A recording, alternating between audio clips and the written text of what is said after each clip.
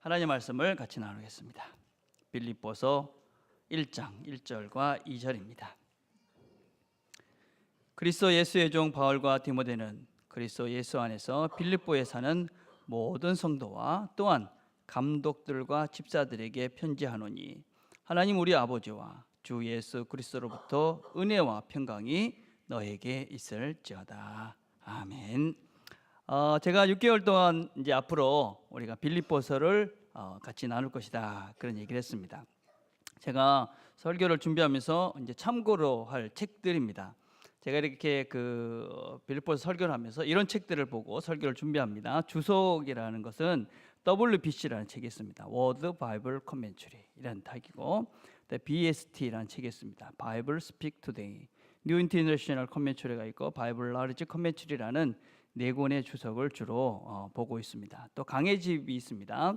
강해집은 우리나라 신약학의 대가이시죠. 김세영 교수님이 쓴 빌립보서 강해라는 책이 있고, 또 영국의 위대한 설교자이신 마틴 로이드 존스의 빌립보서 강해가 있습니다.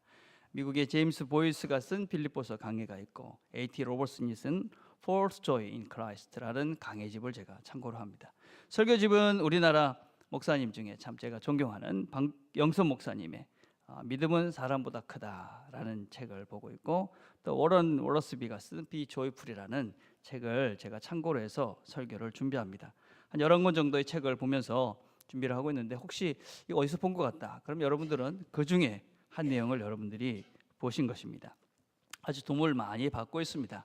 물론 이런 책을 다 본다고 해서 이것이 우리에게 그대로 적용이 될 수는 없죠. 왜냐하면 그분들은 그 시대에 맞는 말씀을 전한 것이고, 우리는 또 우리 상황이 있지 않습니까? 그래서 이 상황에 맞게 이렇게 전하는 것이 설교다, 그렇게 할 수 있습니다.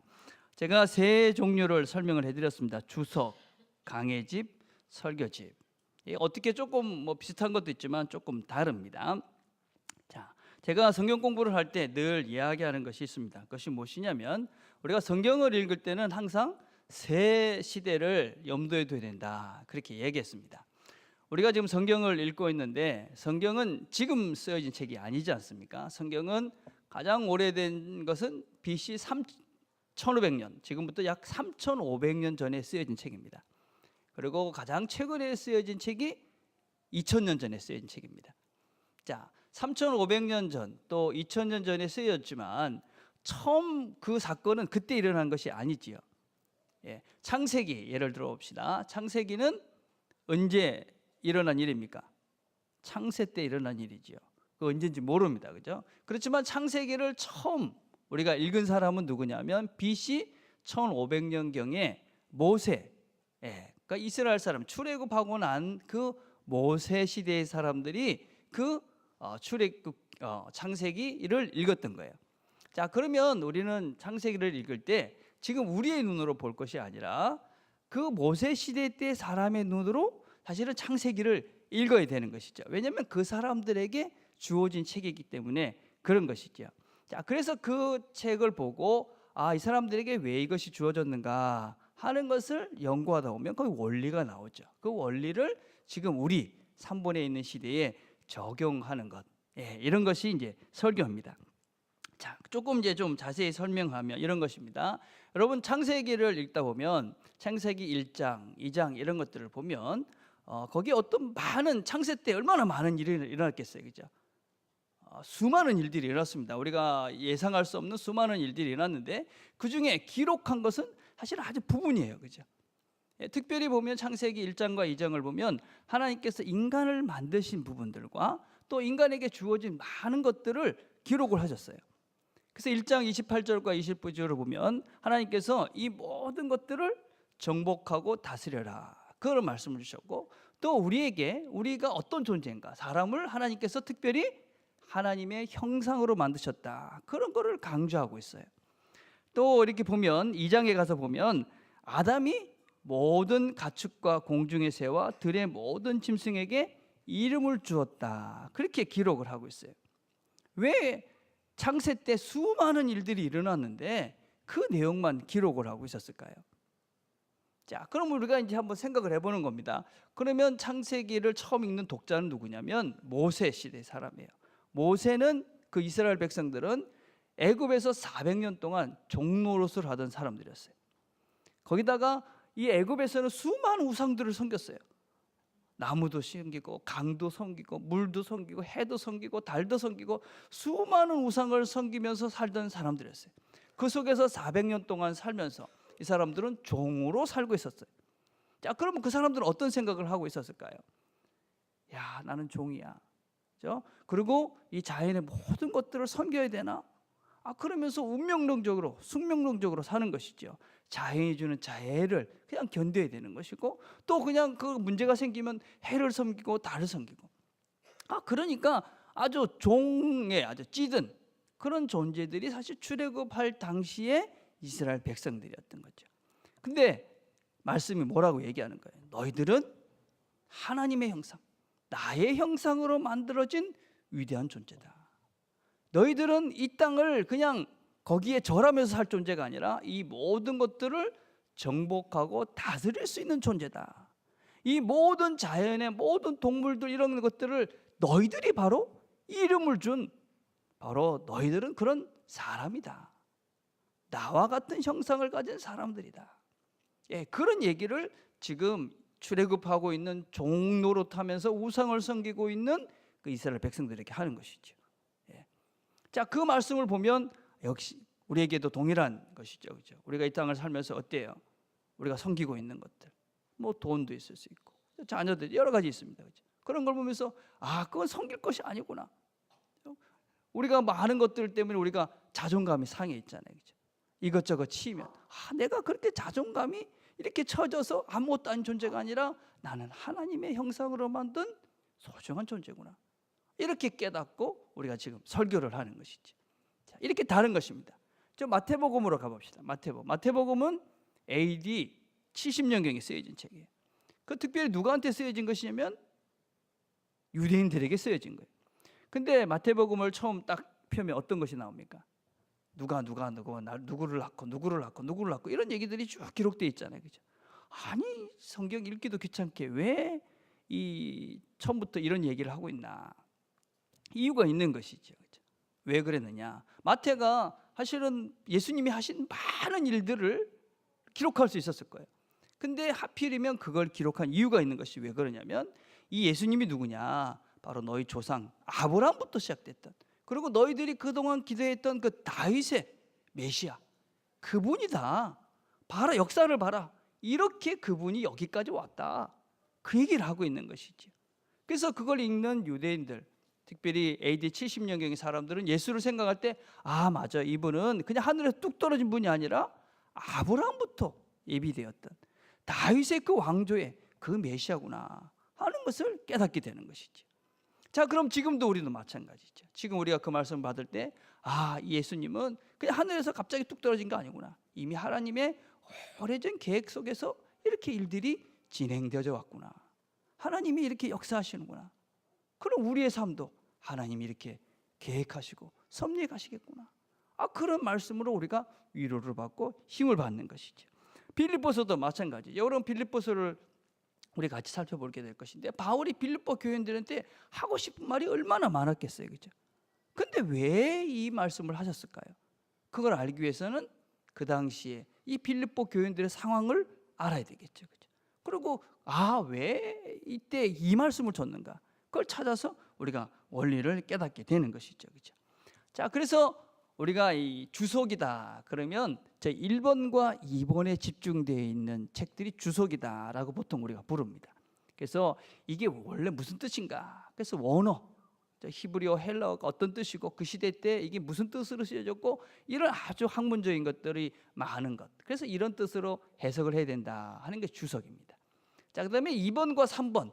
그래서 그것들을 해석을 해서 지금 우리한테 이런 게 필요하다. 그 원리를 찾아주는 책이 강해집이다. 이렇게 할 수 있고, 그다음에 3번에 집중되어 있는 것이 설교집이죠, 그렇죠? 그래서 저는 설교를 하기 때문에 어떤 면에서는 1번과 2번의 내용은 그렇게 많지가 않죠. 주로 3번의 이야기가 많죠. 그래서 3번도 되게 중요하죠. 왜냐하면 설교라는 것은 현장의 이야기입니다, 그렇죠? 지금 우리가 있는 이곳에 우리에게 필요한 말씀을 전해야 되는 거니까 이 청중을 이해하고 청중에 맞는 말씀을 전해야 되는 것이죠. 자, 그래서 이 시대를 잘 분별해야 되는 것이죠. 그래서 유명한 그 목사님 중에 그런 말씀, 칼바트라는 신학자는 그런 얘기를 했죠. 한 손에는 성경을, 한 손에는 신문을. 왜냐하면 이 시대에 맞지 않는 이 엇박자가 되면 그 메시지가 제대로 전달돼서 없기 때문에 그렇습니다. 그렇죠? 자, 사실은 이 평신도들이, 여러분들 공부를 안 하신 분들이 주석과 해석을 하기는 쉽지가 않습니다. 그렇죠? 예, 공부를 해야 합니다. 그래서 그래, 공부를 하다 보면 많은 분들이 히브리어를 어떻게 해? 헬라어를 좀 하고 싶다, 이런 생각 드는 것이 당연한 것입니다. 그렇죠? 그 주석을 한번 봐야 되겠다. 예, 그 아주 좋은 훌륭한 생각이죠. 그렇죠? 예. 어떤 목사님이 최근에 이런 얘기를 했어요. 그 목회자들 책 좀 읽지 마라.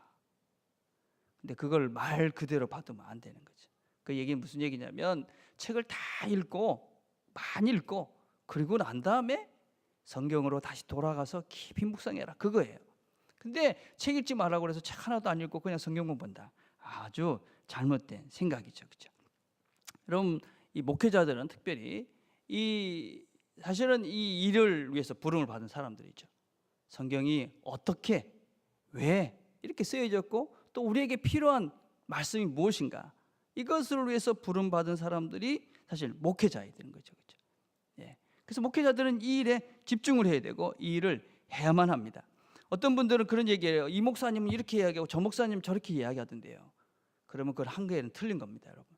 성경에 믿음의 선배들의 어떤 그 연구를 보면 거진 비슷합니다. 물론 어떤 부분들이 강조가 되기도 하고 어떤 부분이 빠진 부분이 있긴 해요. 그렇지만 큰 줄기가 엉뚱하게 가지 않습니다.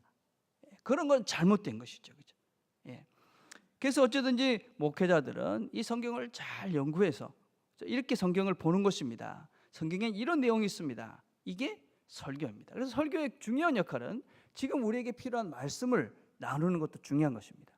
또 하나는 성경은 이렇게 읽는 것이구나, 성경은 이렇게 보는 것이구나 라는 것을 여러분들이 배워가는 것이 상당히 중요한 설교의 역할입니다. 그래서 여러분들이 설교를 들으시면서 그냥 들으실 게 아니라 성경을 왜 어떤 관점으로 어떻게 보는가 하는 것을 잘 보시는 것도 대단히 설교를 들을 때 중요한 덕목이다라고 할 수 있습니다.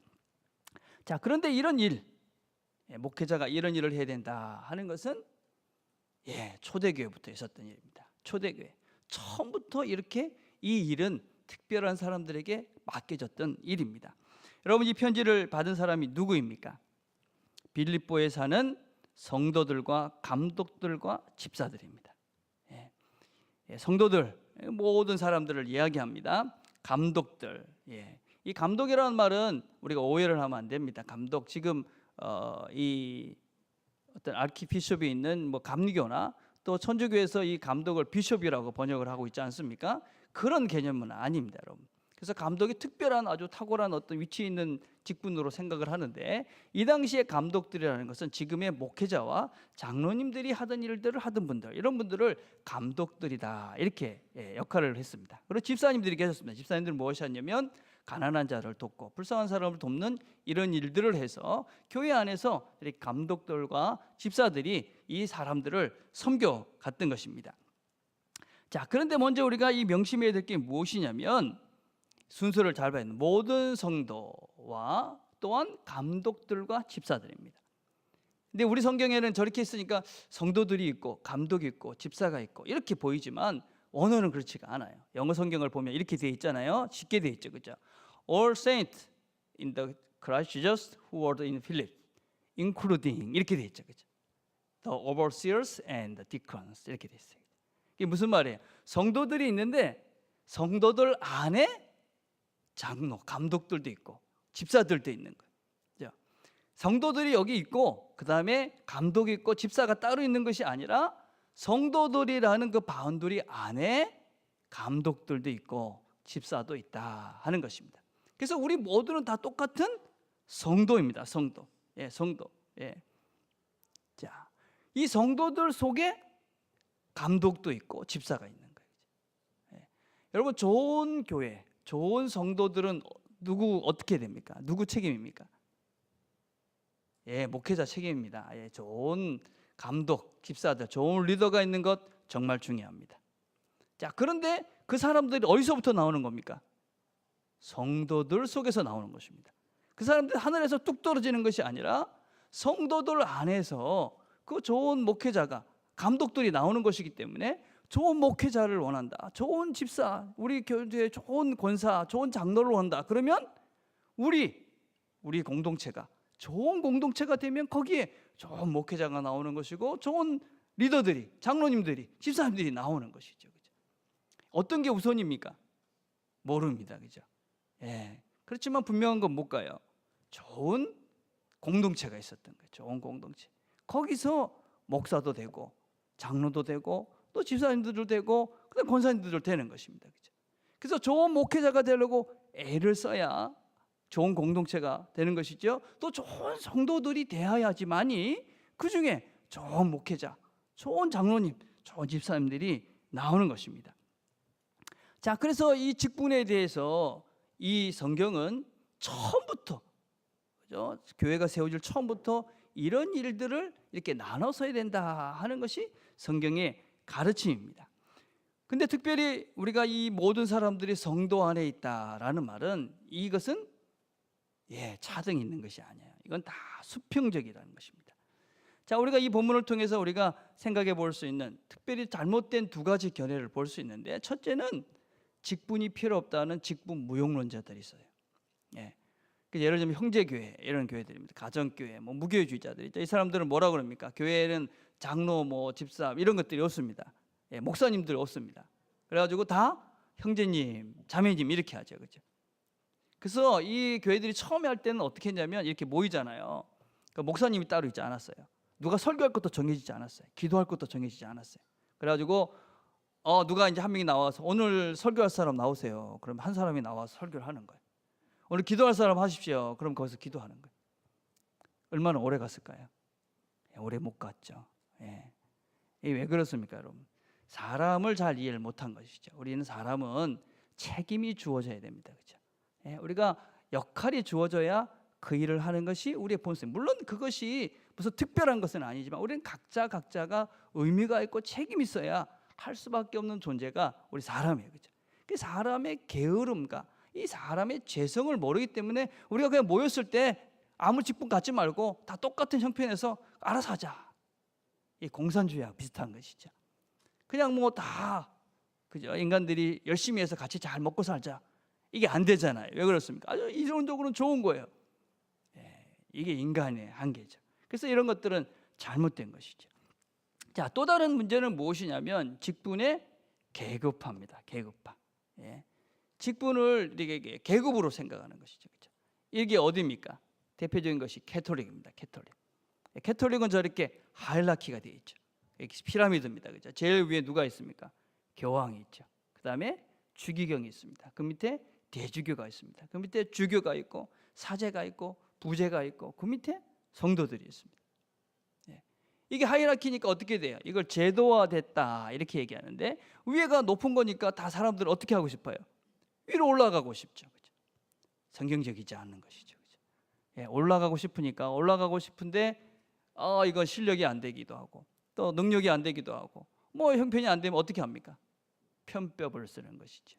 부패하는 것이죠. 그래서 뇌물을 주기도 하고 그래서 문제가 생기는 것이죠. 그렇죠? 이게 이제 캐톨릭의 이 부패의 타락의 근본이었던 것이죠. 그렇죠? 자, 이게 성경은 그렇지 않다는 거예요. 성경은 다 모든 성도 안에 감독도 있고 집사도 있는 것이죠. 사실 우리 개신교가 지금 안타깝죠. 그렇죠? 왜냐하면 우리 개신교는 무엇이냐면 기본적으로 우리 캐톨릭이 이런 계급화되어지고 또 제도화된 것들에 대해서 아니다. 성경은 우리 모두가 다 그리스도 안에서 다 똑같은 성도다. 우린 똑같은 다 제사장이다. 그것이 개신교의 기본적인 아주 중요한 정신이었어요. 근데 지금 많은 교회들이 많은 잘못된 그런 것들이 이 교회에서 계급을 만들고 있죠. 그래서 총회장, 노회장, 그다음에 교회에서도 목사님, 담임 목사, 부목사 이렇게 계급이 있고 또 장로님 밑에 이런 이건 아주 잘못된 것이죠. 예, 이것은 성경적이지가 않습니다. 그죠? 예. 그래서 교회의 직분은 하이라키가 아니다. 내가 직분을 받았다. 그건 뭡니까? 예, 그거는 섬기라고 주는 것입니다. 기독교의 기본적인 직분은 섬김입니다. 봉사직입니다. 우리는 낮아져서 서비스를 하는 겁니다. 서비스. 다른 사람을 섬기는 것이죠. 내가 만약에 목사인데, 내가 장로인데, 집사인데 왜 내 아를 이렇게 대접하지 않나? 이런 마음이 들었다. 그러면 잘못된 것이죠. 시험이 든 것입니다. 그런 분들은 회개하고, 하나님이 나한테 지금 정신 차리라는구나. 내가 지금 뭔가가 영적으로 큰 병이 들었구나. 그렇게 생각하고 정신을 차려야 됩니다. 우리의 모든 직분은 다 섬기는 것입니다. 낮아지는 것입니다. 우리는 직분이 받으면 받을수록, 그렇죠? 사실은 제일 낮아져야 돼서 목사죠, 그죠? 잘 안 돼요, 그죠? 우리가 그동안 받았던 잘못된 교육들 때문에 저도 이렇게 목사가 낮아져야지 그런 생각을 하는데도 잘 안 돼요. 어떤 데 목사인 내가 이렇게 하는데 이런 생각이 든다니까요. 정말 잘못된 것이죠. 예. 그냥 우리는 낮아져서 섬기는 것이, 그죠? 목사가 청소를 하고, 장로님이 청소를 하고, 집사가 청소를 하고, 다른 사람에게 이렇게 뭔가 서비스를 하는 것이 당연한 것입니다. 예. 우리 목사님 그런 것도 해. 그런 건 아니에요. 우리 장로님은 그런 것도 해. 그게 아닌 거지.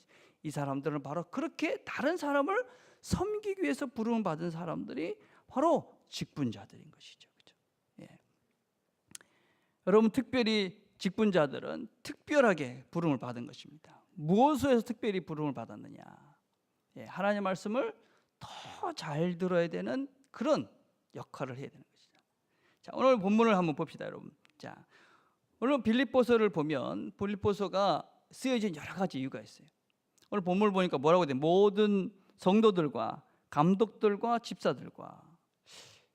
자, 모든 성도들 그러면은 될 건데 왜 하필이면 그 성도들 안에 감독도 있고 집사도 있는데 왜 그 사람들을 특별히 언급을 했을까요? 여러분, 이유가 있는 것입니다. 이유가. 바울이 빌립보 교인들에게 편지를 쓴 것은 크게 세 가지입니다. 첫째는 바울이 지금 감옥에 gat혔잖아요. 그러니까 성도들이 막 걱정을 하는 겁니다. 아이고, 바울 사도가 감옥에 갇혔는데 어떻게 하나? 예, 그것에 대해서 바울이 괜찮다. 이 모든 것이 하나님의 섭리 가운데 있는 것이니까 너무 걱정하지 마라. 예, 그래서 이제 빌립보 교인들에게 위로하기 위해 쓴 거예요. 두 번째 이유는 무엇이냐면 에바드로디도라는 사람을 통해서 빌립보 교인들이 그 어렵고 가난한 가운데서도 이 사람이 바울을 도와준 거예요. 서포트를 한 거예요. 물질을 보내서 바울이 감옥에 있다. 그러니까 에바드로디도를 통해서 이제 물질을 갖고 와서 이 바울을 섬긴 거예요. 그래서 그것에 대해서 바울이 고맙다. 너희들이 그렇게 어려운데도 나를 도와주니까 정말 고맙다. 그 마음을 전하기 위해서 쓴 거예요. 세 번째 이유가 있는데, 세 번째 이유는 무엇이냐면 교회 안에 큰 두 지도자가 있었어요. 근데 그 두 지도자가 서로 마음이 하나가 되지 않고 다툼이 일어난 거예요. 자, 빌립보서 4장 2절을 보면 이렇게 말합니다. 내가 유오디아를 권하고 순두계를 권하노니 주 안에서 같은 마음을 품으라.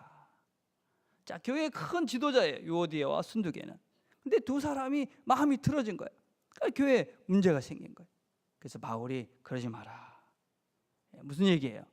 특별히 지도자들, 특별히 감독들과 집사들, 너희들이 말씀을 정말 더 잘 들어야 된다 하는 것입니다. 그렇죠? 이런 교회의 문제들이 누구의 문제입니까? 다 지도자들의 문제입니다. 그렇죠? 네. 지도자들이 바로 쓰지 않기 때문에 문제예요. 그렇죠? 그냥 일반 성도님들이야 그냥 있다가 큰 문제가 없어요. 근데 지도자일수록, 목회자일수록 더 잘 들어야 되는 거죠. 말씀을 제일 잘 들어야 되는 건 사실 목회자예요. 목회자들이 말씀을 잘 안 들으니까 말씀을 제대로 전하지 않고 교회 문제가 생기는 거예요. 장로님들이 잘 들으셔야 되고 집사님들, 권사님들이 말씀을 잘 들어야 되는 것이죠. 그렇죠? 예.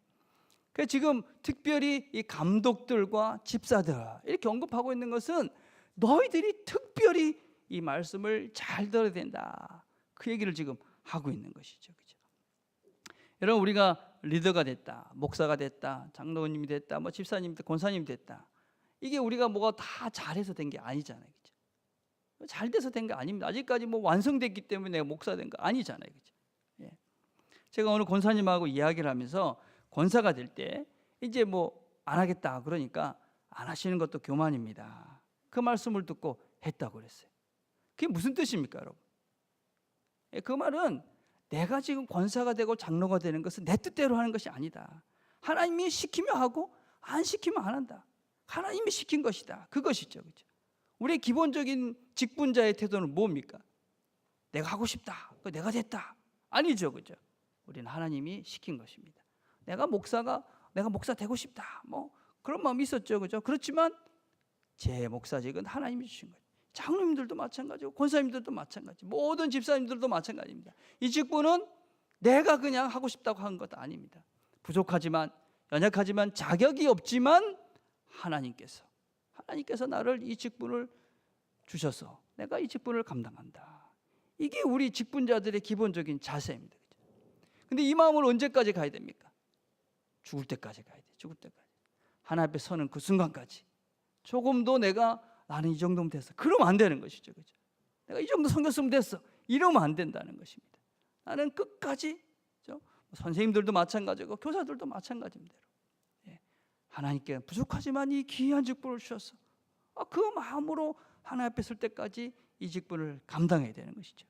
그걸 하기 위해서 뭘 해야 됩니까? 말씀을 잘 듣는 것입니다. 말씀을 잘 들어야 돼요. 다른 방법이 없습니다. 우리가 하나님 말씀을 잘 듣고 나에게 말씀하시는 그 음성에 내가 민감해서 그걸 반응하고 순종하고, 그게 직분자들인 것이죠. 그렇죠? 예. 이 박의선 목사님의 책을 보면 이런 이야기가 나와요. 목사님이 젊었을 때 이 목사님 동기가 계셨어요. 근데 이분은 정말 훌륭하셨대요. 신앙생활도 잘하고, 또 그다음에 뭐 기도 생활도 잘하고, 그다음에 사람들도 잘 섬기고 아주 겸손하신 분인데, 어떤 분이 이분을 좀 시기해가지고 한마디 했답니다. 당신 교만해. 근데 그 말을 듣고 이분이 시험이 든 거예요. 2년 동안 거짓 아무것도 못하고, 난 교만한가? 내가 정말 뭘 잘못했나? 이러면서 난 안 교만한 것 같은데 왜 나한테 사람들을 교만하다 그럴까? 그러면서 이제 시험이 든 거예요. 저한테 누가 교만하다 그러면 전 시험에 들지 않습니다. 전 교만하거든요. 제가 알기 때문에 시험에 들지 않아요, 여러분. 예. 여러분, 누가 이렇게 당신 그러면 안 돼 이럴 때 시험 드는 사람이 누구냐면, 좀 잘하면 시험이 들어요. 잘하면. 내가 열심히 하고 있는데, 집사님 열심히 봉사하고 있는데 당신 그러면 안 돼. 그래가지고는 안 돼. 그러면 화가 나죠, 그죠? 난 열심히 하고 있는데, 성가대 열심히 하고 있는데, 성가대 요새 뭐야 그게? 이러면 시험이 드는 거야. 그 열심히 하고 있잖아 지금. 무슨 마음이에요, 여러분? 자신을 모르는 것이죠. 우리가 하나님 앞에서 최선을 다해봤자 얼마나 최선하겠어요? 우리가 낮아져봤자 얼마나 낮아지겠어요? 우리는 본성적으로 교만합니다. 여러분, 하나님 앞에서 온전한 사람이 누가 있어요? 우리 다 죄인입니다. 안 그런 척하는 것뿐이죠. 괜찮은 척하는 것 같고 여기서 열심히 하는 척하지만 냉정하게 내 업을 보면 여전히 부족하잖아요. 그죠? 게으르고 핑계를 대고 어쩔 수 없어 이렇게 합리화시키는 게 우리들 자신이죠. 그죠? 여러분, 우리가 문제가 있습니다. 그죠? 우리는 살면서 여러 가지 문제가 있죠. 그죠? 다 문제를 가지고 있습니다. 자녀의 문제도 있고, 관계의 문제도 있고, 뭐 사회 문제도 있고, 여러 가지 문제가 있습니다. 자, 그런 문제들이 있을 때 어떻게 하느냐? 도망가고 싶죠. 그냥 피하고 싶습니다. 더 이상 막 하기 싫다 이제 뭐. 그런데 우리를 붙잡아 주는 것이 있죠. 내가 그래도 집사인데, 내가 그래도 권사인데, 내가 그래도 장로인데, 그래도 내가 목사인데, 여러분, 이것이 우리의 삶 속에서 우리를 붙잡을 때가 있습니다.